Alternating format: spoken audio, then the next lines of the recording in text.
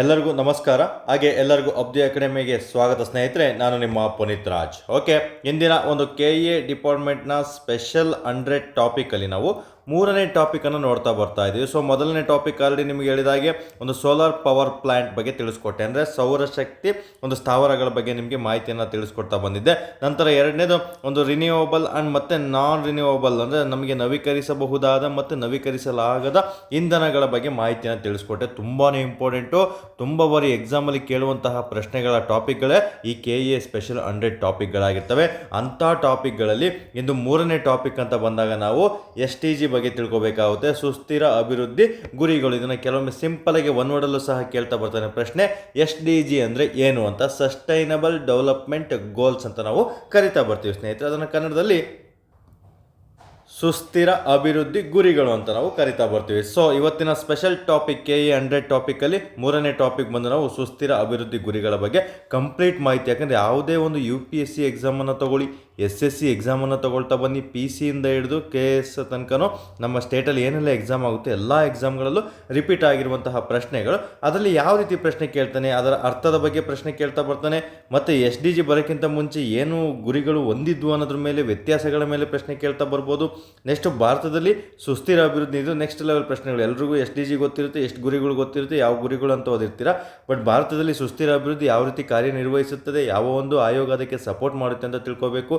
ಮತ್ತು ಇತರೆ ಗುರಿಗಳು ಏನಾದರೂ ಇದಾವ SDG ಜೊತೆಗೆ, ಕೇವಲ 17 ಗುರಿಗಳ ಜೊತೆ ಬೇರೆ ಗುರಿಗಳು ಇದಾವ ಅಂತ ನೀವು ತಿಳ್ಕೊಳ್ತಾ ಬರಬೇಕಾಗುತ್ತೆ. ನಂತರ ಇತರೆ ಅಂಕಿಅಂಶಗಳು, ಕೆಲವೊಂದು ಅಂಶಗಳು SDG ಬಗ್ಗೆ ಕರೆಂಟ್ ಅಫೇರ್ಸ್ ರಿಲೇಟೆಡ್ ನೀವು ತಿಳ್ಕೊಳ್ತಿರ್ತಾ ಬರಬೇಕಾಗುತ್ತೆ. ಸೊ ಇವೆಲ್ಲನೂ ಸಹ ನಮಗೆ ಎಕ್ಸಾಮ್ ದೃಷ್ಟಿಯಿಂದ ಮ್ಯಾಟರ್ ಆಗ್ತಾ ಬರ್ತವೆ ಸ್ನೇಹಿತರೆ. ನಿಮ್ಮ ಮ್ಯಾಕ್ಸಿಮಮ್ ಏನು SDG, ಅದು ಎಷ್ಟರಿಂದ ಎಷ್ಟು ವರ್ಷ ಮತ್ತು ಎಷ್ಟು ಗುರಿಗಳಿದ್ದಾವೆ, ಆ ಗುರಿಗಳು ಯಾವುವು ಅಂತ ಇದುವರೆಗೂ KA ಡಿಪಾರ್ಟ್ಮೆಂಟು ಎಕ್ಸಾಮ್ಗಳಲ್ಲಿ ಪ್ರಶ್ನೆ ಕೇಳ್ತಾ ಬರ್ತಿದೆ. ಇಫ್ ಇನ್ ಕೇಸ್ ನೆಕ್ಸ್ಟ್ ಲೆವೆಲ್ಗೆ ಏನಾದರೂ ಸ್ಟೇಟ್ಮೆಂಟ್ ಮೂಲಕ ಪ್ರಶ್ನೆಗಳನ್ನು ಕೇಳೋದಾದರೆ ಯಾವ ರೀತಿ ಕೇಳ್ತಾರೆ ಅಂತ ಹೇಳ್ಬಿಟ್ಟು ನಾನು ಈ ವಿಡಿಯೋದಲ್ಲಿ ತಿಳಿಸ್ಕೊಡ್ತಾ ಬರ್ತೀನಿ. ಓಕೆ, ದಯವಿಟ್ಟು ಯಾರೆಲ್ಲ ನಮ್ಮ ಟೆಲಿಗ್ರಾಮ್ ಚಾನಲ್ಗೆ ಜಾಯ್ನ್ ಆಗಿಲ್ಲ, ಅಬ್ದಿ ಅಕಾಡೆಮಿ ಅಂತ ನೀವು ಟೆಲಿಗ್ರಾಮಲ್ಲಿ ಫುಲ್ ಸರ್ಚ್ ಮಾಡಿ, ಈ ಥರ ಅಬ್ದಿ ಅಕಾಡೆಮಿ ಅಂತಲೇ ಟೈಪ್ ಮಾಡಿ ಸಿಗುತ್ತೆ. ಇಲ್ಲಾಂದರೆ ನನ್ನದು ಕಮೆಂಟ್ ಬಾಕ್ಸಲ್ಲಿ ನಾನು ಡೈರೆಕ್ಟ್ ಲಿಂಕನ್ನು ಕಳಿಸ್ಕೊಟ್ಟಿರ್ತೀನಿ, ಅದ್ರ ಮೂಲಕ ನೀವು ನಮ್ಮ ಟೆಲಿಗ್ರಾಮ್ಗೆ ಜಾಯ್ನ್ ಆಗಿ ಸಪೋರ್ಟ್ ಮಾಡ್ತಾ ಬರಬೇಕಾಗುತ್ತೆ ಸ್ನೇಹಿತರೆ.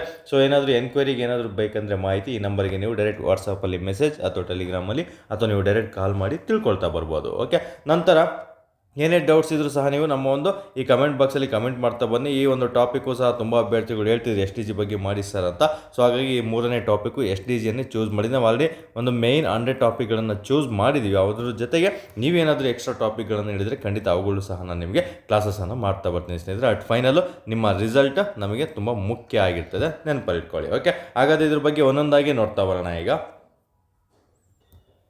ಸೊ ಇಲ್ಲಿ ಮೊದಲನೇದು, ಈಗ ನಮಗೆ ಸಿಂಪಲಾಗಿ ಒನ್ ವರ್ಡಲ್ಲಿ SDG ಬಗ್ಗೆ ಕೇಳಿದಾದ್ರೆ ಸಸ್ಟೈನಬಲ್ ಡೆವಲಪ್ಮೆಂಟ್ ಗೋಲ್ಸ್ ಅಂತ ಬಂದಾಗ ಇದಕ್ಕಿಂತ ಮುಂಚೆ SD ಬಗ್ಗೆ ತಿಳ್ಕೊಬೇಕಾಗುತ್ತೆ. ಅಂದರೆ ಏನು, ನಮಗೆ ಸುಸ್ಥಿರ ಅಭಿವೃದ್ಧಿ ಅಂದರೆ ಏನು, ಓಕೆ, ಈ ಸುಸ್ಥಿರ ಅಭಿವೃದ್ಧಿ ಪರಿಕಲ್ಪನೆ ಯಾವ ರೀತಿ ಬಂತು, ಏನಕ್ಕೋಸ್ಕರ ಬರ್ತಿದೆ, ಏನೆಲ್ಲ ಮಾಡ್ತಾ ಇದೆ, ಯಾವ ಸಂಸ್ಥೆ ಅದಕ್ಕೆ ಸಹಾಯ ನೀಡ್ತಾ ಇದೆ ಅಂತೆಲ್ಲ ನೀವು ತಿಳ್ಕೊಂಡಿರಲೇಬೇಕಾಗುತ್ತೆ. ಫಾರ್ ಎಕ್ಸಾಂಪಲ್, ನಮಗೆ ಸುಸ್ಥಿರ ಅಭಿವೃದ್ಧಿ ಗುರಿ ಏನಂತ ಬಿಟ್ಬಿಡಿ, ಆಮೇಲೆ ನೋಡ್ತಾ ಬರೋಣ, ಅದು ಇತ್ತೀಚೆಗೆ ಬಂದಿರೋದು. ಬಟ್ ಸುಸ್ಥಿರ ಅಭಿವೃದ್ಧಿ ಎಂಬ ಪದ ನಮಗೆ ಮೊದಲ ಬಾರಿಗೆ ಎಷ್ಟರಲ್ಲಿ ಬಳಕೆ ಆಯಿತು ಅಂತ ಪ್ರಶ್ನೆ ಕೇಳ್ತಾನೆ. 1983ರಲ್ಲಿ ಇದು ಬಳಕೆ ಆಗ್ತಾ ಬರ್ತಿದೆ ಸ್ನೇಹಿತರೆ. ಆ ಸಂದರ್ಭದಲ್ಲಿ ಈ ಬ್ರೆಂಟ್ ಲ್ಯಾಂಡ್ ಆಯೋಗ ಇದೆಯಲ್ಲ, ಈ ಆಯೋಗ 1983ರಲ್ಲಿ ರಚನೆ ಆಗ್ತಾ ಬರುತ್ತೆ. ಏನಕ್ಕೋಸ್ಕರ ರಚನೆ ಆಗುತ್ತೆ ಅಂದರೆ ಇದು ಪರಿಸರ ನಾಶದ ಬಗ್ಗೆ ಕುರಿತು ವರದಿಯನ್ನು ನೀಡೋದಕ್ಕೋಸ್ಕರ ಇದು ರಚನೆ ಆಗ್ತಾ ಬರ್ತಾಯಿದೆ.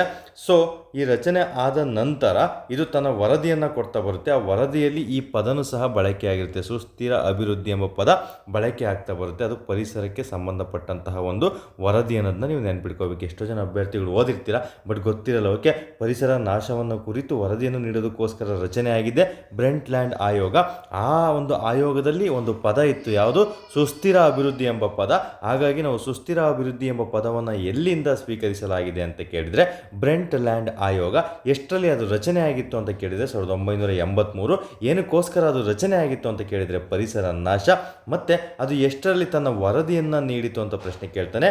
ನಮ್ಮ ಸಾಮಾನ್ಯ ಭವಿಷ್ಯ, ಅವರ್ ಕಾಮನ್ ಫ್ಯೂಚರ್ ಅಂತ ಕೇಳ್ತಾರೆ. ಓಕೆ, ಅವರ್ ಕಾಮನ್ ಫ್ಯೂಚರ್ ತುಂಬಾ ಇಂಪಾರ್ಟೆಂಟ್. ಕೆಲವೊಮ್ಮೆ ಇಂಗ್ಲೀಷಲ್ಲೇ ಕೊಟ್ಬಿಡ್ತಾನೆ ಸ್ಟೇಟ್ಮೆಂಟು, ಹಾಗಾಗಿ ನೆನ್ಪಿಟ್ಕೊಳ್ಳಿ. ಅವರ್ ಕಾಮನ್ ಫ್ಯೂಚರ್ ಅಥವಾ ನಮ್ಮ ಸಾಮಾನ್ಯ ಭವಿಷ್ಯ ಎಂಬುದು ಈ ಕೆಳಗಿನ ಯಾವ ಆಯೋಗಕ್ಕೆ ಸಂಬಂಧಿಸಿದೆ ಅಂತ ಹೇಳ್ಬಿಟ್ಟು ಬ್ರೆಂಟ್ ಲ್ಯಾಂಡ್ ಆಯೋಗ ಆಪ್ಷನ್ ಇರುತ್ತೆ, ಅಥವಾ ಸೈಮನ್ ಆಯೋಗ ಅಂತ ನಿಮಗೆ ಕೊಡ್ತಾ ಬರ್ತಾನೆ, ಇನ್ನು ರಾಯಲ್ ಆಯೋಗ ಅಂತ ಕೊಡ್ತಾ ಬರ್ತಾನೆ. ಅವೆಲ್ಲ ಕನ್ಫ್ಯೂಷನ್ ಮಾಡ್ಕೋಬಾರ್ದು. ಬ್ರೆಂಟ್ ಲ್ಯಾಂಡ್ ಆಯೋಗ ಅಂತ ನೆನ್ಪಿಟ್ಕೋಬೇಕಾಗುತ್ತೆ. ಅದು ಯಾವ ಒಂದು ಥೀಮ್ ಅಡಿ ಅದು ಶೀರ್ಷಿಕೆ ಅಡಿ ಜಾರಿಗೆ ಬಂತು ಅಂತ ಪ್ರಶ್ನೆ ಕೇಳ್ತಾನೆ.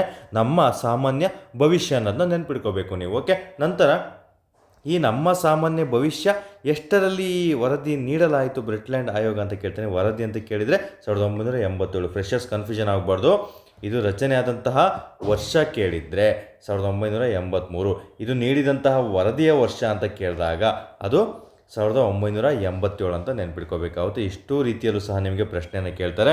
ನಾನು ಆಲ್ರೆಡಿ ತಿಳಿಸಿದ ಹಾಗೆ ಇದೊಂದು ಅಬ್ದಿ ಅಕಾಡೆಮಿ ಅನ್ನೋದು ನಮಗೆ ಅತಿ ಹೆಚ್ಚಾಗಿ ಮೆಂಟರ್ಶಿಪ್ಗೋಸ್ಕರ ಪ್ರಸಿದ್ಧಿ ಪಡೆದಿರುವಂಥದ್ದು. ಸೊ ನಮ್ಮ ಟೆಲಿಗ್ರಾಮ್ ಚಾನಲಲ್ಲಿ ನೀವು ಆಲ್ರೆಡಿ ನೋಡ್ತಿರ್ಬೋದು. ಆಲ್ಮೋಸ್ಟ್ ತುಂಬ ಜನ ಅಭ್ಯರ್ಥಿಗಳು ಎಲ್ಲ ಹುದ್ದೆಗೂ ಸಹ ಆಯ್ಕೆ ಆಗ್ತಾ ಬಂದಿದ್ದಾರೆ. ಅವರಿಗೆಲ್ಲ ನಾವು ತಿಳಿಸ್ಕೊಟ್ಟಿದ್ದು ಒಂದೇ ಸ್ನೇಹಿತರೆ, ಏನು ಓದಬೇಕು ಏನು ಓದಬಾರ್ದು, ಇಷ್ಟೇ. ಏನು ಓದಬೇಕು ಅಥವಾ ಏನು ಓದಬಾರ್ದು ಅಷ್ಟೇ ತಿಳ್ಕೊಂಡ್ರೆ ಸಾಕು. ಯಾಕಂದರೆ ಈಗಿರುವಂತಹ ಒಂದು ಕಲಿಯುಗದ ಕಾಲದಲ್ಲಿ ನಾವು ಆರ್ಟಿಫಿಷಿಯಲ್ ಇಂಟೆಲಿಜೆನ್ಸ್ ಕಾಲದಲ್ಲಿ ಪ್ರತಿಯೊಂದು ತಿಳ್ಕೊಳ್ತಾ ಹೋಗ್ತೀನಿ ಅಂದರೆ ಆಗಲ್ಲ.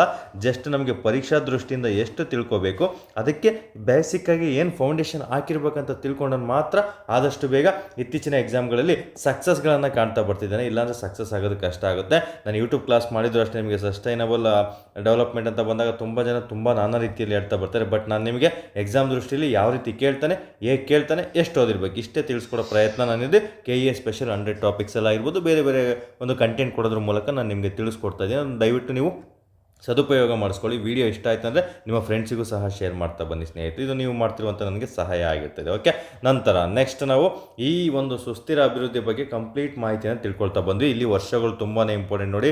1983, 1987. ಇದ್ರ ಮೇಲೆ ಯಾವ ರೀತಿ ಪ್ರಶ್ನೆ ಕೇಳ್ಬೋದು ಗೊತ್ತಾ ನಿಮಗೆ? ಸುಸ್ಥಿರ ಅಭಿವೃದ್ಧಿ ವರದಿಯನ್ನು ನೀಡಿದಾಗ ಅಥವಾ ಬ್ರೆಟ್ಲ್ಯಾಂಡ್ ಆಯೋಗ ವರದಿಯನ್ನು ನೀಡಿದಾಗ ಭಾರತದ ಪ್ರಧಾನಮಂತ್ರಿಗಳು ಯಾರಿದ್ರು, ಭಾರತದ ರಾಷ್ಟ್ರಪತಿಗಳು ಯಾರಿದ್ರು ಅಂತ ನಿಮಗೆ ಪ್ರಶ್ನೆಗಳನ್ನು ಕೇಳುವಂಥ ಚಾನ್ಸಸ್ಸು ತುಂಬಾ ಇರುತ್ತೆ. KE ಡಿಪಾರ್ಟ್ಮೆಂಟ್ ತುಂಬ ಸ್ಮಾರ್ಟಾಗಿ ನಿಮಗೆ ಗೊತ್ತಿರುವಂತಹ ಪ್ರಶ್ನೆಗಳಲ್ಲೇ, ನಿಮಗೆ ಗೊತ್ತಿರುವಂಥ ಟಾಪಿಕ್ಗಳಲ್ಲಿ ವಿಭಿನ್ನ ಪ್ರಶ್ನೆಗಳನ್ನು ಕೇಳ್ತಾ ಬರ್ತಾರೆ.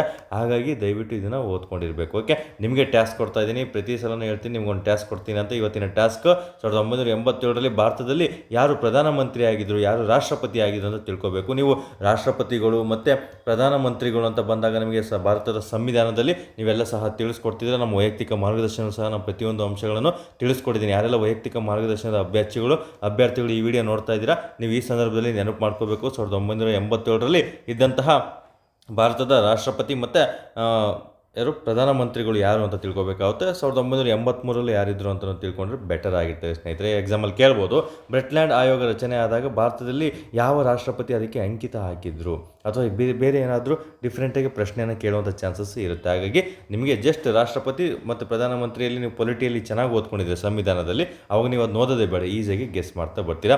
ಭಾರತದ ರಾಷ್ಟ್ರಪತಿಗಳು, ಪ್ರಧಾನಮಂತ್ರಿಗಳು, ಮುಖ್ಯಮಂತ್ರಿಗಳು ಮತ್ತು ರಾಜ್ಯಪಾಲರು, ಇವುಗಳನ್ನು ಕಾಲಾನುಕ್ರಮವಾಗಿ ನಮ್ಮ ಕರ್ನಾಟಕದ ರಾಜ್ಯಪಾಲರು. ಓಕೆ, ಇವುಗಳ ಕಾಲಾನುಕ್ರಮ ಕಡ್ಡಾಯವಾಗಿ ನೀವು ಓದ್ಕೊಂಡಿರಲೇಬೇಕು. ಎಲ್ಲ KE ಡಿಪಾರ್ಟ್ಮೆಂಟು ಕಾಲಾನುಕ್ರಮದಲ್ಲಿ ಒಂದು ಪ್ರಶ್ನೆ ಯಾವಾಗಲೂ 1-2 ಪ್ರಶ್ನೆ ಫಿಕ್ಸ್ ಆಗಿರ್ತದೆ. ಒಂದು ಗಾಂಧಿ ಯುಗದಲ್ಲಿ ಕೇಳ್ತಾ ಬರ್ತಾನೆ, ಅಥವಾ ಕರ್ನಾಟಕದ ಮನೆತನಗಳಲ್ಲಿ ಬರುವಂತಹ ಅರಸರ ಕಾಲಾನುಕ್ರಮವನ್ನು ಕೇಳ್ತಾ ಬರ್ತಾನೆ.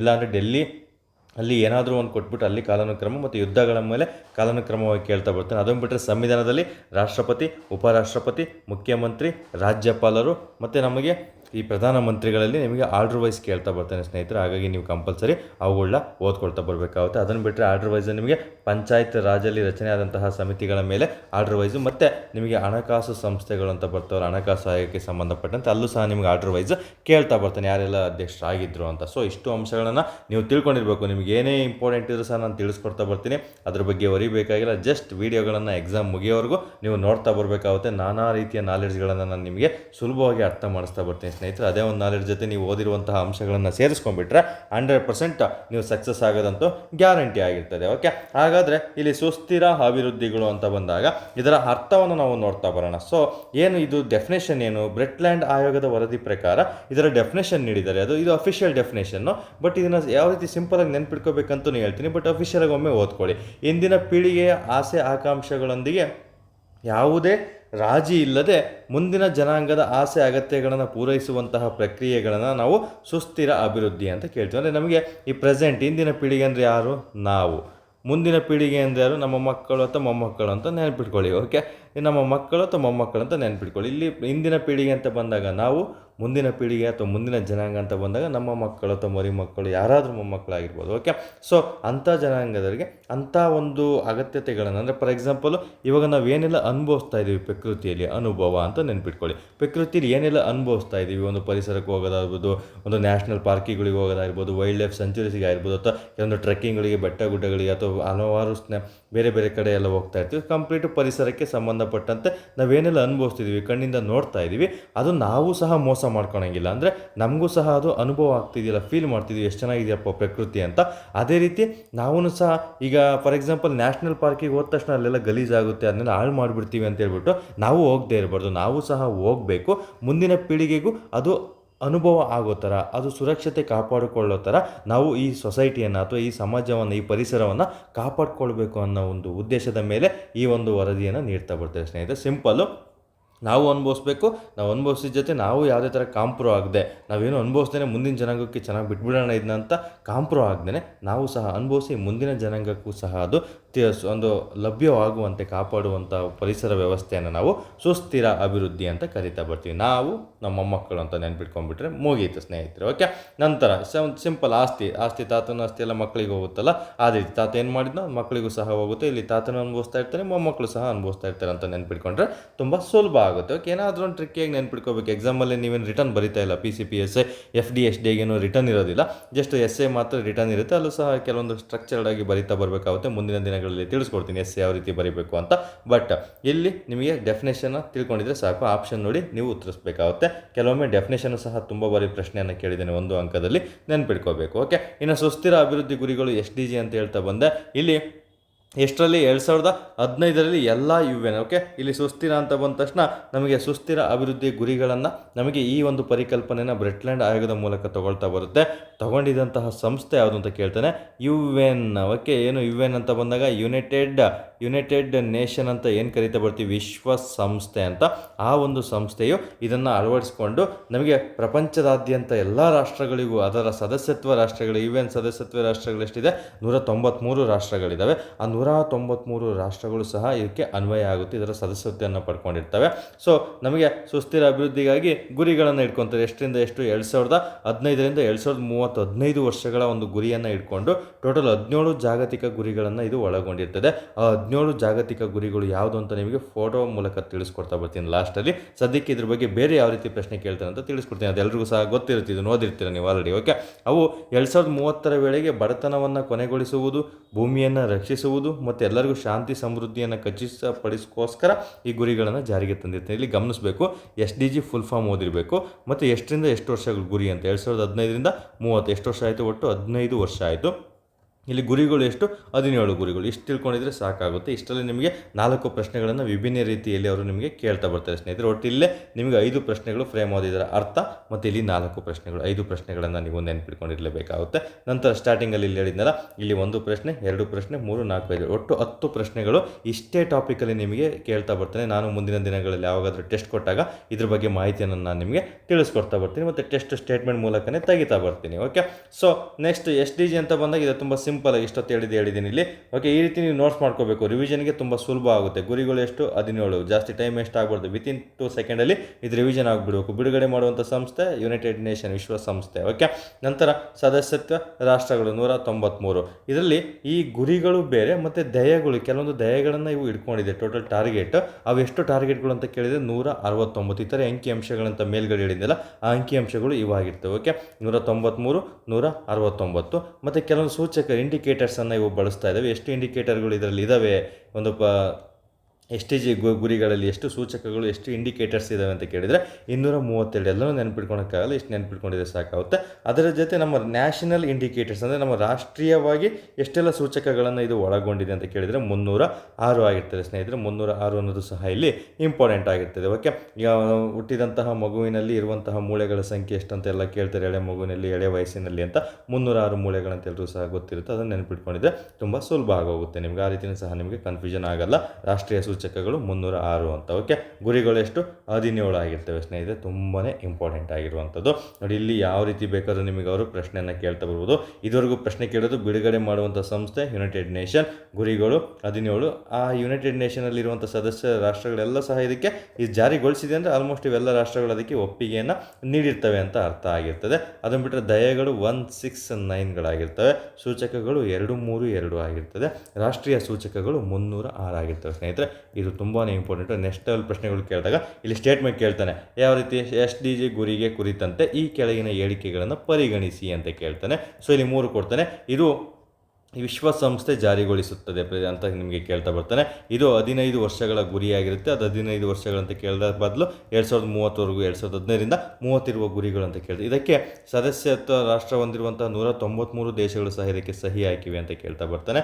ಇದರಲ್ಲಿ ಅತಿ ಹೆಚ್ಚಾಗಿ ಟಾರ್ಗೆಟ್ಗಳನ್ನು 169 ಟಾರ್ಗೆಟ್ಗಳನ್ನು ಇಂಡಿಕೇಟ್ ಮಾಡಿದ್ದು 232 ಸೂಚಕಗಳನ್ನು ಒಳಗೊಂಡಿದೆ ಅಂತ ಹೇಳ್ಬಿಟ್ಟು ಇದರಲ್ಲಿ ಯಾವುದಾದ್ರೂ ಒಂದು ಸ್ಟೇಟ್ಮೆಂಟನ್ನು ರಾಂಗ್ ಕೊಟ್ಟಿದೆ. ಇಲ್ಲೇ 190 ಅಂತ ಕೊಡ್ಬೋದು, ಅಥವಾ ಇಲ್ಲಿ 2032 ಅಥವಾ 35 ಅಂತ ಕೊಡ್ಬೋದು. ಈ ರೀತಿ ಕೊಟ್ಟಾಗ ಸ್ಟೇಟ್ಮೆಂಟ್ A ಸರಿ ಮತ್ತು ABC ಸರಿ ಮತ್ತು BCD ಸರಿ ಈ ರೀತಿ ಕೊಟ್ಟಾಗ ತುಂಬ ಕೇರ್ಫುಲ್ಲಾಗಿ ಓದ್ಕೋಬೇಕಾಗುತ್ತೆ. ಇದು ನೋಡೋಕೆ ಒಂದು ಥರ ಇದ್ರೂ ಸಹ ಇಲ್ಲಿ ಸ್ಟೇಟ್ಮೆಂಟ್ ಕೇಳುವಂಥ ಚಾನ್ಸಸ್ಸು ತುಂಬಾ ಇಂಪಾರ್ಟೆಂಟ್ ಆಗಿರ್ತದೆ ಸ್ನೇಹಿತರೆ. ಮತ್ತೆ ನಿಮಗೆ ಇಲ್ಲಿ 6 ಪ್ರಶ್ನೆಗಳು, ಒಟ್ಟು 10 + 6 16 ಪ್ರಶ್ನೆಗಳು ಕೇವಲ ಎರಡನೇ PDF ಅಲ್ಲಿ ಕೇವಲ 2 ಪೇಜಲ್ಲಿ ನಿಮಗೆ 16 ಪ್ರಶ್ನೆಗಳು ಇಲ್ಲಿ ಸಿಗ್ತಾ ಬರ್ತವೆ. ಸೊ SDG ಅಂತ ಬಂದಾಗ ನೀವು ಇದೇ ಅಂತಲ್ಲ ಯಾವುದೇ ಸಬ್ಜೆಕ್ಟನ್ನು ತಗೊಳ್ತಾ ಬನ್ನಿ. ನಿಮಗೆ ಕಳೆದ ವಿಡಿಯೋಗಳಲ್ಲೂ ಅಷ್ಟೇ ಸೋಲಾರ್ ಪವರ್ ಪ್ಲಾಂಟ್ ಆಗಿರ್ಬೋದು, ನವೀಕರಿಸಬಹುದಾದ ಇಂಧನಗಳು ಮತ್ತು ನವೀಕರಿಸಲಾಗದ ಇಂಧನಗಳ ಟಾಪಿಕನ್ನು ದಯವಿಟ್ಟು ನೋಡಿಬಿಟ್ಟು ಈ ವಿಡಿಯೋವನ್ನು ಮುಂದುವರಿಸಿ, ಯಾರೆಲ್ಲ ಫ್ರೆಶರ್ಸು ಇದನ್ನು ನೋಡ್ತಾ ಇದ್ದೀರಾ ಅಂತ. ಓಕೆ, ಸೊ ನೆಕ್ಸ್ಟ್ ಟಾಪಿಕ್ಕು ನಮಗೆ 17 ಗುರಿಗಳನ್ನು ನೋಡ್ತಾ ಬರೋಣ. 17 ಗುರಿಗಳಿಗಿಂತ ಮುಂಚೆ ಭಾರತದಲ್ಲಿ ನೀತಿ ಆಯೋಗ ಅಂದರೆ ಭಾರತದಲ್ಲಿ ಸುಸ್ಥಿರ ಅಭಿವೃದ್ಧಿ ಏನಾದರೂ ಇದೆಯಾ ಅಂತ ತಿಳ್ಕೊಳ್ತಾ ಬರಬೇಕಾಗುತ್ತೆ ಒಂದು.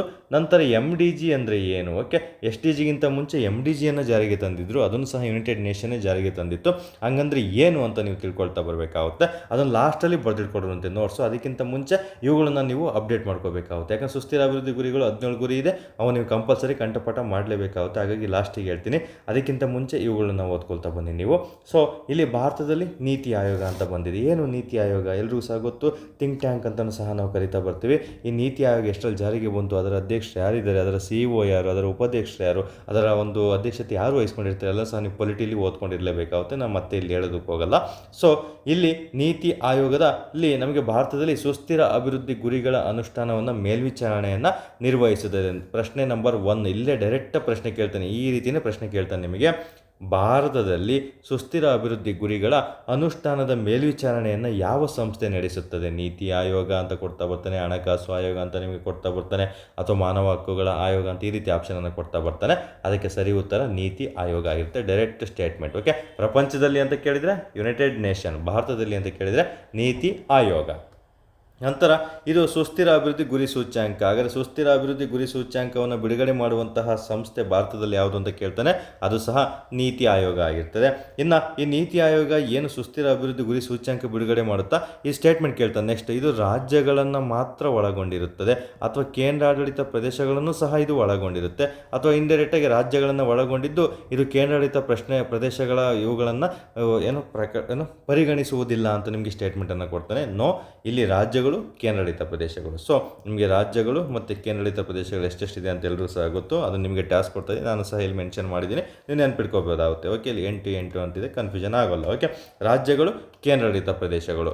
ಸೊ ಇಲ್ಲಿ ರಾಜ್ಯಗಳು, ಕೇಂದ್ರಾಡಳಿತ ಪ್ರದೇಶಗಳನ್ನು ಪರಿಗಣನೆ ಮಾಡುತ್ತೆ ಯಾವುದು? ನೀತಿ ಆಯೋಗ ಸುಸ್ಥಿರ ಅಭಿವೃದ್ಧಿ ಗುರಿ ಸೂಚ್ಯಾಂಕದಲ್ಲಿ ಅನ್ನೋ ಒಂದು ಸ್ಟೇಟ್ಮೆಂಟ್ ಮೂಲಕ ನೀವು ಇದನ್ನು ನೆನ್ಪಿಟ್ಕೋಬೇಕಾಗುತ್ತೆ. ಸೊ ಇತ್ತೀಚೆಗೆ ಕರೆಂಟ್ ಅಫೇರ್ಸ್ ನೋಡ್ತಾ ಬರೋದಾದರೆ 2024-25ನೇ ಸುಸ್ಥಿರ ಅಭಿವೃದ್ಧಿ ಸೂಚ್ಯಾಂಕದ ಪ್ರಕಾರ ಭಾರತದ ಮೌಲ್ಯ ಎಷ್ಟಕ್ಕೆ ಸುಧಾರಣೆ ಆಗಿದೆ ಅಂದರೆ ನಿಮಗೆ ಪಾಯಿಂಟ್ ವೈಸ್ ಹೇಳೋದಾದರೆ ಭಾರತಕ್ಕೆ 100ಗೆ ಎಷ್ಟು ಪಾಯಿಂಟ್ ಕೊಟ್ಟಿದ್ದಾರೆ ಅಂತ ನೀವು ನೋಡ್ತಾ ಬರೋದಾದರೆ 63.99 ಅನ್ನು ನೀಡ್ತಾ ಬಂದಿದೆ ಸ್ನೇಹಿತರೆ. ಎಕ್ಸಾಂಪಲ್ ಕನ್ಫ್ಯೂಷನ್ ಆಯಿತು ಅಂದರೆ 6, 3 ನಮಗೆ 9 ಅಂತ ಬರುತ್ತೆ, .99 ಅಂತ ನೆನ್ಪಿಟ್ಕೊಂಡಿದ್ರೆ ಸಾಕಾಗಿರ್ತದೆ. ಇದು ಸ್ಟೇಟ್ಮೆಂಟು ತುಂಬಾ ಇಂಪಾರ್ಟೆಂಟು. 4 ಸ್ಟೇಟ್ಮೆಂಟ್ ಮೂಲಕ ನಿಮಗೆ ಪ್ರಶ್ನೆಗಳನ್ನು ಕೇಳ್ತಾ ಬರ್ತಾನೆ. 100% KA ಡಿಪಾರ್ಟ್ಮೆಂಟು ನೆನಪಲ್ಲಿರಬೇಕಾಗುತ್ತೆ ಸ್ನೇಹಿತರೆ. ಓಕೆ, ನೆಕ್ಸ್ಟ್ ಟಾಪಿಕ್ ನಾವು ನೋಡ್ತಾ ಬರೋಣ.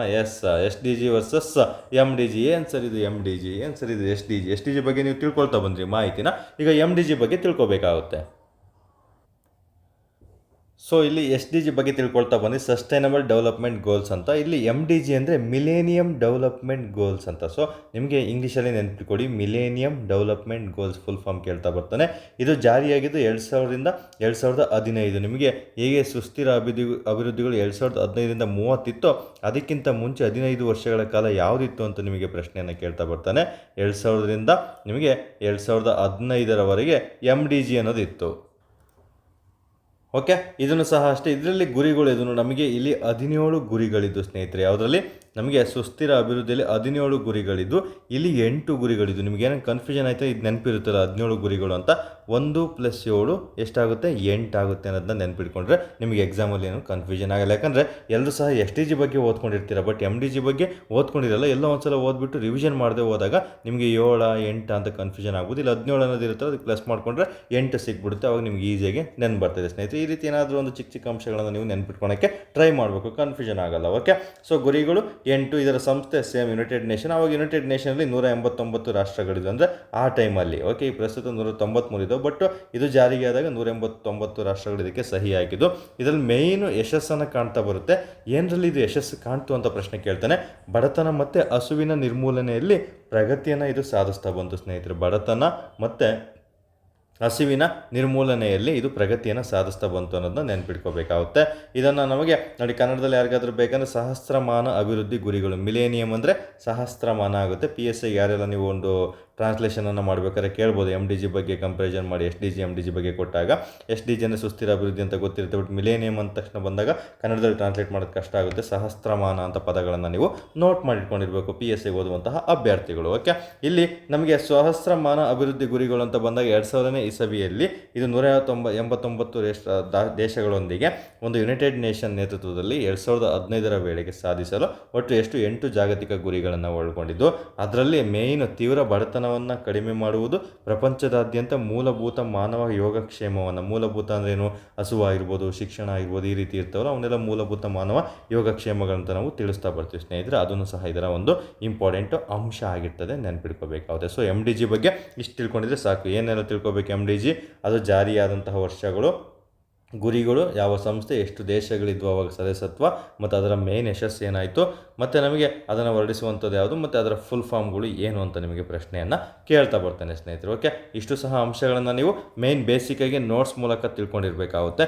ನೆಕ್ಸ್ಟ್ ಈಗ ಇಮೇಜ್ ಮೂಲಕ ಏನು ತಿಳ್ಕೊಬೇಕು ಅನ್ನೋದನ್ನ, ಯಾಕೆ ನೀವೇನು ಇಮೇಜ್ ನೋಟ್ ಮಾಡ್ಕೊಳಕ್ಕಾಗಲ್ಲ. ಜಸ್ಟ್ ಗುರಿಗಳು 17 ಗುರಿಗಳಿದ್ದಾವೆ. 17 ಗುರಿಗಳನ್ನು ನೀವು ಕಡ್ಡಾಯವಾಗಿ ನೆನ್ಪಿಟ್ಕೋಬೇಕು. ಯಾವ ರೀತಿ ನೆನ್ಪಿಟ್ಕೋಬೇಕು, 17 ಗುರಿಗಳನ್ನು, ಯಾವೆಲ್ಲ ಗುರಿಗಳು ಇಂಪಾರ್ಟೆಂಟು ಅಂತ ನಾವು ಈಗ ಒಂದೊಂದಾಗಿ ನೋಡ್ತಾ ಬರೋಣ.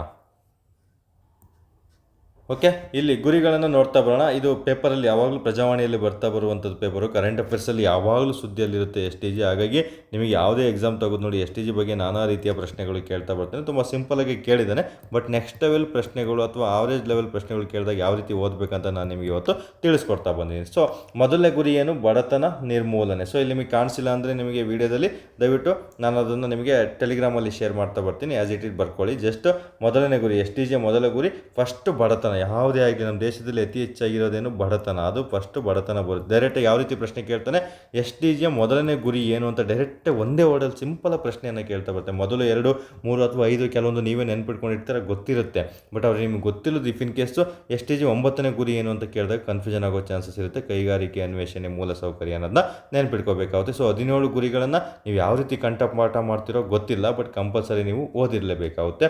ನೋಡಿ, ಫಸ್ಟು ಬಡತನಕ್ಕೆ ಮೇಯ್ನು ಏನಿದ್ರೆ ಸಾಕು ಅಂತ ಅಂದ್ಕೋಬೇಕು. ಹಸಿವಿದ್ರೆ ಸಾಕಪ್ಪ, ಅಂದರೆ ಹಸಿವಿಗೆ ಏನಾದರೂ ಒಂದು ಪೌಷ್ಟಿಕಾಂಶ ಆಹಾರ ಸಿಕ್ಕಿದ್ರೆ ಸಾಕಪ್ಪ, ನಾವು ಹೇಗೋ ಒಂದು ಜೀವನದಲ್ಲಿ ಬದುಕ್ಬಿಡ್ತೀವಿ ಅನ್ನೋ ಒಂದು ಕಾನ್ಸೆಪ್ಟನ್ನು ನೀವು ತಿಳ್ಕೊಂಡಿರಲೇಬೇಕಾಗುತ್ತೆ.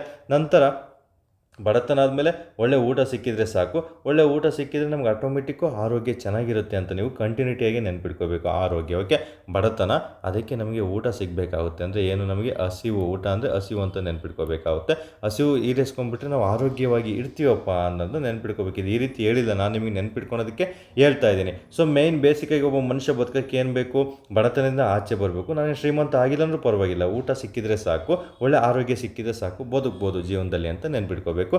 ಅಷ್ಟು ಆದಮೇಲೆ ಇನ್ನೂ ಸ್ವಲ್ಪ ಬೆಳಿಬೇಕು ನಾನು ಅನ್ನೋದಕ್ಕೆ ಏನು ಮಾಡಬೇಕು, ನಾನು ಬೆಳೆದಿಲ್ಲ ನನ್ನ ಮಕ್ಕಳಾದರೂ ಬೆಳೀಲಿ ಅಂತ ಹೇಳ್ಬಿಟ್ಟು ಒಳ್ಳೆ ಗುಣಮಟ್ಟದ ಶಿಕ್ಷಣಕ್ಕೆ ನಾವು ಹಕ್ಕನ್ನು ಕೊಡ್ತಾ ಬರಬೇಕು ಅನ್ನೋದನ್ನ ನೆನ್ಪಿಟ್ಕೋಬೇಕಾಗುತ್ತೆ. ಅದು ಶಿಕ್ಷಣಕ್ಕೆ ಸಂಬಂಧಪಟ್ಟಂತೆ. ಹಂಗೂ ನಿಮಗೆ ಕನ್ಫ್ಯೂಷನ್ ಆಯ್ತು ಅಂದರೆ ನೆಕ್ಸ್ಟ್ ಏನು ಮಾಡಬೇಕಂತ ಹೇಳೋದಾದರೆ, ಈ ಶಿಕ್ಷಣ ಅಂತ ಬಂದ ತಕ್ಷಣ ಈಗ ನಮ್ಮ ಜಸ್ಟ್ ಆವಾಗಿನ ಕಾಲದಲ್ಲಿ ನಮಗೇನು ತಾರತಮ್ಯ ಮಾಡ್ತಾಯಿದ್ರು, ಲಿಂಗ ತಾರತಮ್ಯ, ಹೆಣ್ಮಕ್ಳು ಹೋಗಬಾರ್ದು ಸ್ಕೂಲಿಗೆ, ಗಂಡು ಮಕ್ಕಳು ಮಾತ್ರ ಹೋಗಬೇಕು ಅಂತ. ಬೇಡ, ನಮ್ಮ ಮಗಳನ್ನು ಓದ್ಸೋಣ ಮಗನೂ ಓದ್ಸೋಣ ಅಂತ ಹೇಳ್ಬಿಟ್ಟು ಲಿಂಗ ಸಮಾನತೆ, ಓಕೆ, ಲಿಂಗ ಸಮಾನ ಜೆಂಡರ್ ಈಕ್ವಾಲಿಟಿ ಅಂತ ಕರಿತೀವಿ. ಮಹಿಳೆಯರು ಮತ್ತು ಬಾಲಕಿಯರಿಗೂ ಸಹ ಇದರಲ್ಲಿ ಕೊಡೋಣ ಅವ್ರಿಗೆ ಜಾಬು ಅಂತ ನಾವು ಇದು ಮಾಡ್ತಾ ಬರ್ತೀವಿ. ಸೊ ಅವರು ಸ್ಕೂಲಿಗೆ ಹೋಗ್ತಾ ಬರ್ತಾರೆ. ಸ್ಕೂಲಲ್ಲಿ ಏನು ಈಗ ಹೆಣ್ಮಕ್ಳು ಹೋಗ್ತಿದ್ದಂದರೆ ಶುದ್ಧ ನೀರು ಮತ್ತು ಶುಚಿತ್ವ ಎಲ್ಲ ಕಾಪಾಡಬೇಕು, ಮತ್ತು ವಾಶ್ರೂಮ್ಗಳೆಲ್ಲ ಅವರಿಗೆ ಫೆಸಿಲಿಟಿ ಇರಬೇಕು, ಎಲ್ಲರಿಗೂ ಫೆಸಿಲಿಟಿಗಳು ಇಂಪಾರ್ಟೆಂಟು ಅಂತ ಹೇಳ್ಬಿಟ್ಟು ಶುದ್ಧ ನೀರು ಮತ್ತು ಶುಚಿತ್ವದ ಬಗ್ಗೆ ಮಾಹಿತಿಯನ್ನು ತಿಳಿಸ್ಕೊಡ್ತಾ ಬರಬೇಕು. ಇಫ್ ಇನ್ ಕೇಸ್ ಸ್ಕೂಲ್ ಏನಾದರೂ ದೂರ ಇತ್ತಂದರೆ ಅವ್ರಿಗೇನಾದರೂ ಬೈಕ್ ಕೊಡೋಣ, ಇಂಧನ, ಓಕೆ, ಕೈಗೆಟುವ ಶುದ್ಧ ಇಂಧನ ಅಂತ ನೀವು ನೆನ್ಪಿಟ್ಕೊ, ಸ್ಟೋರಿ ರೂಪದಲ್ಲಿ ನೆನ್ಪಿಟ್ಕೊಳ್ಳಿ ಅಂತ ನಾನು ನಿಮಗೆ ತಿಳಿಸ್ಕೊಡ್ತೀನಿ. ನಾವೆಲ್ಲ ಓದಬೇಕಾದ್ರೆ ಎಕ್ಸಾಮ್ ಕ್ಲಿಯರ್ ಮಾಡೋಕ್ಕಿಂತ ಮುಂಚೆ ಇದೇ ರೀತಿಯೇ ನಾವು ಓದ್ತಾ ಇದ್ದೀವಿ ಸ್ನೇಹಿತರೆ, ಹಾಗಾಗಿ ನೆನ್ಪಿಟ್ಕೋಬೇಕಾಗುತ್ತೆ. ಸೊ ಇಂಧನ ಮೂಲಕ, ಬೈಕ್ ಮೂಲಕ ಕಳಿಸಿದಾಗ ಒಳ್ಳೊಳ್ಳೆ ಕಡೆ ಓದ್ಕೊಂಡ್ಬಿಟ್ಟು ಅವರಿಗೆ ಬೆಳವಣಿಗೆ ಸಿಕ್ಬಿಡುತ್ತೆ, ಅವರಿಗೆ ಕೆಲಸ ಸಿಕ್ಬಿಡುತ್ತೆ. ಆವಾಗಲೇ ಆರ್ಥಿಕ ಬೆಳವಣಿಗೆ ಅಂತ ನೀವು ನೆನ್ಪಿಟ್ಕೋಬೇಕು. ಗುಣಮಟ್ಟದ ಕೆಲಸ, ಬೆಳವಣಿಗೆ ಅಂತ. ಸೊ ಕೆಲಸ ಸಿಗುತ್ತೆ, ಎಲ್ಲಿ ಸಿಗುತ್ತೆ? ಇಂಡಸ್ಟ್ರಿಯಲ್ ಏರಿಯಾದಲ್ಲಿ ಸಿಗ್ಬೋದು, ಅಥವಾ ಬೇರೆ ಬೇರೆ ಅನ್ವೇಷಣೆ ಮಾಡೋದ್ರ ಮೂಲಕ ಸಿಗ್ಬೋದು. ಮೂಲ ಸೌಕರ್ಯ ಎಲ್ಲ ದೊರಕುತ್ತೆ ಅಂತ ನೆನ್ಪಿಟ್ಕೊಂಡಿದ್ರೆ ಸಾಕಾಗುತ್ತೆ ಸ್ನೇಹಿತರೆ. ನಾನು ಕೆಲಸದಲ್ಲಿ ಹೋದಾಗ ನಾನು ಶ್ರೀಮಂತ, ನಾನು ಬಡವ, ನೀನು ಹಿಂಗೆ ಬಂದಿದ್ದೀನಿ, ಆ ಕಾಲೇಜಲ್ಲಿ ಓದಿದ್ದೀನಿ, ನಾನು ಈ ಕಾಲೇಜಲ್ಲಿ ಓದಿದ್ದೀನಿ ಅಂತ ಅಸಮಾನತೆಯನ್ನು ಮಾಡ್ತಾ ಇರ್ತಾರೆ. ಅವುಗಳನ್ನು ನಿರ್ಮೂಲನೆ ಮಾಡಬೇಕು. ನಾನು ಆ ಜಿಲ್ಲೆಯಿಂದ ಬಂದಿದ್ದೀನಿ, ನಾನು ಹಳ್ಳಿಯಿಂದ ಬಂದಿದ್ದೀನಿ, ನಾನು ಆ ರಾಜ್ಯದಿಂದ ಬಂದಿದ್ದೀನಿ ಅಂತ ಇದು ಮಾಡ್ಬಿಡೋದು ಅನ್ನೋದಕ್ಕೆ STG 10 ನೆನ್ಪಿಟ್ಕೊಂಡಿದ್ರೆ ಸಾಕಾಗುತ್ತೆ ಸ್ನೇಹಿತರೆ. ಅವರೆಲ್ಲರೂ ಒಗ್ಗೂಡಿ ನಗರದಲ್ಲಿ ವರ್ಕ್ ಮಾಡ್ತಾ ಇದ್ದಾರೆ, ಅವಾಗ ಸುಸ್ಥಿರ ನಗರವನ್ನು ಜಾರಿಗೆ ತರಬೇಕು ಅಂತ ಮಾಹಿತಿಯನ್ನು ತಿಳ್ಕೊಂಡಿದ್ರೆ ಸಾಕಾಗಿರುತ್ತೆ. ಇನ್ನು ಇವುಗಳೆಲ್ಲ ಪ್ರಾಡಕ್ಟನ್ನು ಇವರು ರೆಡಿ ಮಾಡಿರ್ತಾರೆ, ನಮಗೆ ಕೆಲಸ ಸಿಕ್ಕಿದ್ರು ಅವುಗಳನ್ನ ಸರಕು ಸೇವೆಗಳನ್ನು ಅವುಗಳನ್ನು ಬಳಕೆ ಮಾಡೋದು ಯಾವ ರೀತಿ ಅಂತಲೂ ಸಹ ಜನಗಳಿಗೆ ತಿಳಿಸ್ಕೊಡ್ತಾ ಬರಬೇಕಾಗುತ್ತೆ. ಸೊ ದುಡ್ಡು ಬಂದಿದೆ ಅಂತ ಹೇಳ್ಬಿಟ್ಟು ಹೇಗಂದ್ರಾಗಿ ಪರಿಸರ ನಾಶ ಮಾಡೋದಲ್ಲ, ಹವಾಮಾನನೂ ಸಹ ಕಾಪಾಡ್ಕೊಳ್ತಾ ನಾವು ಹೋಗಬೇಕು. ಆಗಾಗ ಟ್ರಿಪ್ ಹೋಗ್ತಾ ಜಲಚರ ಜೀವಿಗಳನ್ನು ನೋಡ್ಕೊಳ್ತಾ ಬರಬೇಕು ಅಂತ ನೆನ್ಪಿಟ್ಕೋಬೇಕಾಗುತ್ತೆ. ಸೊ ಈ ರೀತಿ ನೀವು ಮಾಹಿತಿಯನ್ನು ತಿಳ್ಕೊಬೇಕಾಗುತ್ತೆ. ದುಡ್ಡು ಚೆನ್ನಾಗಿ ಮಾಡಿರ್ತೀವಿ, ಬಟ್ ಎಷ್ಟೋ ಜನ ಜೈಲಿಗೆ, ಕೋರ್ಟಿಗೆ ಸುತ್ತಾಡ್ತಾ ಇರ್ತಾರೆ, ಒಂದು ಶಾಂತಿ ಇರೋದಿಲ್ಲ. ಹಾಗಾಗಿ ಶಾಂತಿ, ನ್ಯಾಯ, ಪ್ರಬಲ ಸಂಸ್ಥೆಗಳು ಅಂತ ನೀವು ನೆನ್ಪಿಟ್ಕೊಂಡಿದ್ರೆ ಸಾಕು ಸ್ನೇಹಿತರೆ. ಓಕೆ, ಸ್ಟೇಟ್ಮೆಂಟ್ ಮೂಲಕನೇ ಬರೆದಿಟ್ಕೊಳ್ಳಿ. ಬಟ್ ಎಲ್ಲನೂ ನೀವು ಕಂಠಪಾಠ ಮಾಡಿದಾಗ ಎಕ್ಸಾಮಲ್ಲಿ ಕನ್ಫ್ಯೂಷನ್ ಆಗೋ ಚಾನ್ಸಸ್ ತುಂಬಾ ಇರುತ್ತೆ. ಹಾಗಾಗಿ ಒಂದು ಸ್ಟೋರಿ ರೂಪದಲ್ಲಿ ನಾನು ಹೇಗೆ ಓದಿದ್ದೆ ಆ ರೀತಿ ನಿಮಗೆ ಹೇಳ್ತಾ ಬಂದಿದ್ದೀನಿ. ನೀವು ಬೇರೆ ಥರ ಇಟ್ಕೊಂಡಿದ್ರೆ ಪರವಾಗಿಲ್ಲ, ಬಟ್ ಯಾರಿದು ನೋಡ್ತಾ ಇದ್ರೆ ಇದು ಅಡ್ಜಸ್ಟ್ ಆಗ್ಬೋದು ಸರ್ ಹೇಳಿದ್ದು ಅನ್ನೋದಾದರೆ ಇದನ್ನೇ ನೀವು ಕಂಟಿನ್ಯೂ ಮಾಡ್ತಾ ಬರಬೇಕಾಗುತ್ತೆ ಸ್ನೇಹಿತರೆ. ಓಕೆ, ಬಡತನ ನಿರ್ಮೂಲನೆ, ಶೂನ್ಯ ಹಸಿವು. ನಮಗೆ ತುಂಬ ಬಾರಿ ಎಕ್ಸಾಮಲ್ಲಿ ಪ್ರಶ್ನೆ ಕೇಳಿದೆ ಯಾವುದು ಗೊತ್ತಾ? ಇದು ಲಿಂಗ ಸಮಾನತೆ ಬಗ್ಗೆ ಪ್ರಶ್ನೆಯನ್ನು ಅವರು ಕೇಳ್ತಾ ಬಂದಿದ್ದಾರೆ, ಸುಸ್ಥಿರ ನಗರಗಳ ಬಗ್ಗೆ ಪ್ರಶ್ನೆಯನ್ನು ಕೇಳ್ತಾ ಬಂದಿದ್ದಾರೆ, ಮತ್ತು ಬಡತನ ನಿರ್ಮೂಲನೆ ಬಗ್ಗೆ ಪ್ರಶ್ನೆಯನ್ನು ಕೇಳ್ತಾ ಬಂದಿದ್ದಾರೆ. ಸೊ ಹಾಗಾಗಿ ನೆಕ್ಸ್ಟ್ ಯಾವ ರೀತಿ ಬೇಕಾದರೂ 5ನೇ ಗುರಿ ಇಂಪಾರ್ಟೆಂಟು, 9ನೇ ಗುರಿ ಇಂಪಾರ್ಟೆಂಟ್, ತುಂಬ ಬಾರಿ ಕೇಳ್ತಾ ಬಂದಿದ್ದಾರೆ. ಹಾಗಾಗಿ ಎಲ್ಲ ಗುರಿಗಳು ನಮಗಿಲ್ಲಿ ಇಂಪಾರ್ಟೆಂಟ್ ಆಗಿರ್ತದೆ. ಯಾವ್ದು ಬೇಕಾದರೂ ನಿಮಗೆ ಎಕ್ಸಾಮಲ್ಲಿ ಪ್ರಶ್ನೆ ಕೇಳುವಂಥ ಚಾನ್ಸಸ್ಸು ತುಂಬಾ ಇರ್ತದೆ. ದಯವಿಟ್ಟು ಎಲ್ಲ ಗುರಿಗಳನ್ನು ಸಹ ನೀವು ಓದ್ಕೊಂಡಿರಲೇಬೇಕಾಗುತ್ತೆ ಸ್ನೇಹಿತರೆ. ಇವು ನಮಗೆ ಸುಸ್ಥಿರ ಅಭಿವೃದ್ಧಿ ಗುರಿಗಳು. ಹಾಗಾದರೆ ಸಹಸ್ರಮಾನ ಅಂದರೆ ನಿಮಗೆ MDG ಅಂತ ಹೇಳಿದ್ರೆ ಅದರಲ್ಲಿ ಕೆಲವೊಂದು ಗುರಿಗಳಿದೆ, ಅವನ್ನ ನೆನ್ಪಿಟ್ಕೋಬೇಡಿ, ಜಸ್ಟ್ ತಿಳ್ಕೊಂಡಿರಿ ಕ್ಯಾಶುಯಲ್ ಆಗಿ. ಓಕೆ,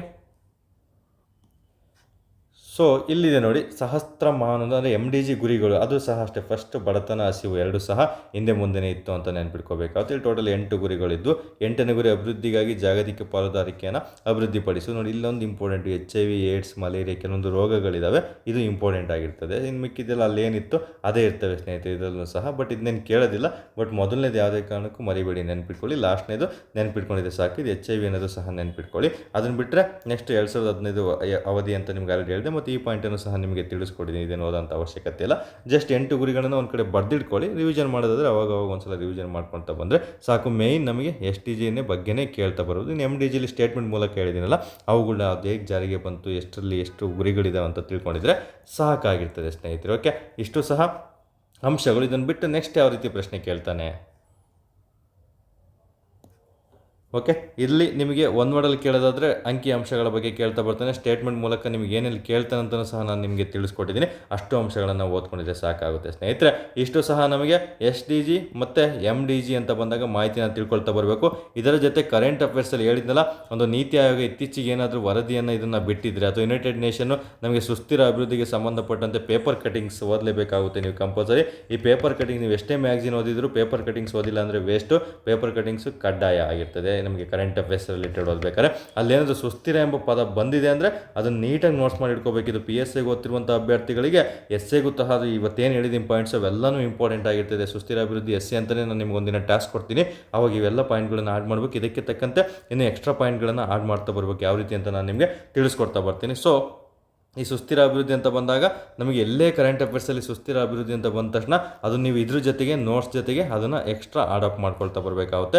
ಅಲ್ಲಿ ನಿಮಗೆ ಪ್ರಶ್ನೆಗಳು ಸಿಗ್ತಾ ಬರ್ತವೆ ಸ್ನೇಹಿತರೆ. ಓಕೆ, ಸೊ ಯಾರೆಲ್ಲ ದಯವಿಟ್ಟು ಮತ್ತೊಮ್ಮೆ ರಿಕ್ವೆಸ್ಟ್ ಮಾಡ್ತಾ ಇದ್ದೀನಿ, ನಮಗೆ ವಿಡಿಯೋ ಇಷ್ಟ ಆಗಿತ್ತಂದರೆ ಕಮೆಂಟ್ ಮಾಡೋದ್ರ ಮೂಲಕ ನಮಗೊಂದು ಪ್ರೋತ್ಸಾಹವನ್ನು ನೀಡ್ತಾ ಬರಬೇಕು. ಲೈಕ್ ಮಾಡೋದ್ರ ಮೂಲಕ ಇನ್ನೂ ಪ್ರೋತ್ಸಾಹ ಸಿಗುತ್ತೆ. ಅದರಲ್ಲೂ ಕಮೆಂಟ್ ಮಾಡಿದರೆ ಇನ್ನೂ ಸಹ ನಮಗೆ ಖುಷಿ ಆಗ್ತಾ ಬರ್ತದೆ ಸ್ನೇಹಿತರೆ. ಹಾಗೆ ವಿಡಿಯೋ ಇದು ಇಷ್ಟ ಆಗಿದೆ, ಎಸ್ ಇದನ್ನು ನಮ್ಮ ಸ್ನೇಹಿತರಿಗೂ ಸಹ ಉಪಯೋಗ ಆಗುತ್ತೆ ಅನ್ನೋದ್ರೆ ದಯವಿಟ್ಟು ನಿಮ್ಮ ಸ್ನೇಹಿತರಿಗೆ ಶೇರ್ ಮಾಡ್ತಾ ಬನ್ನಿ. ಟೆಲಿಗ್ರಾಮ್ ಲಿಂಕ್ ಡೈರೆಕ್ಟ್ ನಾನು ನಿಮಗೆ ನಮ್ಮೊಂದು ಕಮೆಂಟ್ ಬಾಕ್ಸಲ್ಲಿ ಕೊಟ್ಟಿದ್ದೀನಿ. ಅದ್ರ ಮೂಲಕ ನೀವು ನಮ್ಮ ಟೆಲಿಗ್ರಾಮ್ ಚಾನಲ್ಗೆ ಜಾಯ್ನ್ ಆಗ್ತಾ ಬರೋದು. ಇದು KE ಸ್ಪೆಷಲ್ 100 ಟಾಪಿಕ್ ಆಗಿರೋದ್ರಿಂದ 100 ಟಾಪಿಕ್ಗಳನ್ನು ಉಚಿತವಾಗಿ ಇಲ್ಲೆಲ್ಲ ಮಾಹಿತಿಗಳನ್ನು ನಾನು ನಿಮಗೆ ಎಕ್ಸಾಮ್ ಓರಿಯೆಂಟೆಡ್ KE ಡಿಪಾರ್ಟ್ಮೆಂಟಿಗೆ ಸಂಬಂಧಪಟ್ಟಂತೆ PC PSI ವಿಲೇಜ್ ಅಕೌಂಟೆಂಟ್ ಅಥವಾ ಮುಂದೆ ಯಾವ್ದು ಕರೀತಾನೆ KE ಡಿಪಾರ್ಟ್ಮೆಂಟ್ ಆಗಿರ್ಬೋದು, KPSC ಆಗಿರ್ಬೋದು, ಎಲ್ಲ ಎಕ್ಸಾಮ್ಗಳಿಗೂ ಸಹ ನಿಮಗೆ ಉಪಯೋಗ ಆಗುವ ಹಾಗೆ ನಾನು ನಿಮಗೆ ಮಾಹಿತಿಗಳನ್ನು ತಿಳಿಸ್ಕೊಡ್ತಾ ಬರ್ತೀನಿ. 360ಯಲ್ಲಿ ಮೆಂಟರಿಂಗ್ಶಿಪ್ ಯಾವ ರೀತಿ ಓದಬೇಕು, ಏನು ಓದಬೇಕು, ಹೇಗೆ ಓದಬೇಕಂತ ಮಾಹಿತಿಯನ್ನು ತಿಳಿಸ್ಕೊಡೋದೇ ಈ KE ಸ್ಪೆಷಲ್ 100 ಟಾಪಿಕ್ಸ್ನ ವಿಚಾರಣೆ ಆಗಿರ್ತದೆ ಸ್ನೇಹಿತರು. ಓಕೆ, ಇಷ್ಟು ಸಹ ಹೇಳ್ತಾ ಈ ಒಂದು ಕ್ಲಾಸಸನ್ನು ಮುಗಿಸ್ತಾ ಇದ್ದೀನಿ. ಎಲ್ಲರೂ ಸಹ ಚೆನ್ನಾಗಿ ಓದ್ಕೊಳ್ಳಿ. ಧನ್ಯವಾದಗಳು.